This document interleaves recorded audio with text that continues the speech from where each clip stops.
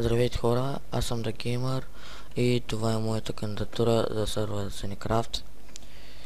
И днес ще ви покажа моят Survival Single Player World, на който го играя от 1.7. Общо една седмица да кажем. И това е първата ми къща, не е първоначалната, защото бях по-живял на открито.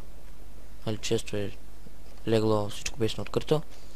Но като събрах материали я направих тази къща. Нищо особено. Ето както виждате по честовете и тем фреймовете има. Няма да отварям честовете. Ето ценностите, вълни и такива работи. Само ето ще отворя, защото няма само гравел. Има и други разни глупости. И така. Ето, това е моята ферма за уит. Как да ви покажа, и нямам блок, но както да е. Са енвилите, имам много айрон. Ето. Много съм играл на този world. Кравичка. И прекъсвам. Само ме разваля. Както да е, ето. Пътечка. Кладенец, чрез лесно системата, но после ще ви покажа. Ето, това знаете какво е, като се сложи някаква руда. Оре, нали, например. Iron ore или Gold ore,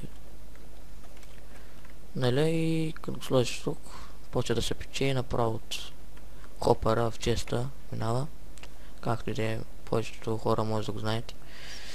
Това е недър порталът, бикънът, двете ферми, едната за овце, другата за крави. Там края има дървета само, както виждате. Няма да отивам там на празно. Ето. Това е мината ми. От тук минавам. Например, ето, искам се прибера вкъщи. Пак идвам от там пътечката, качвам се. По-бързо трябва да съм толкова, както да е. Ето тук. И се катеря. Близко е да кача направо. Ето я кулата ми. Много лесна кула, нищо особено. Ето, почти всичко се вижда.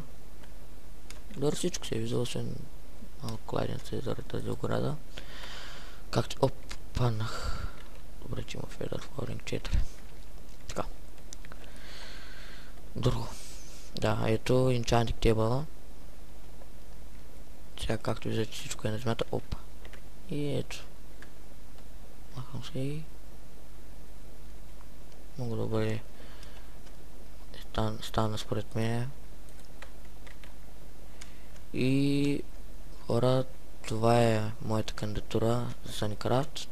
Дано да ме приемат. И чао.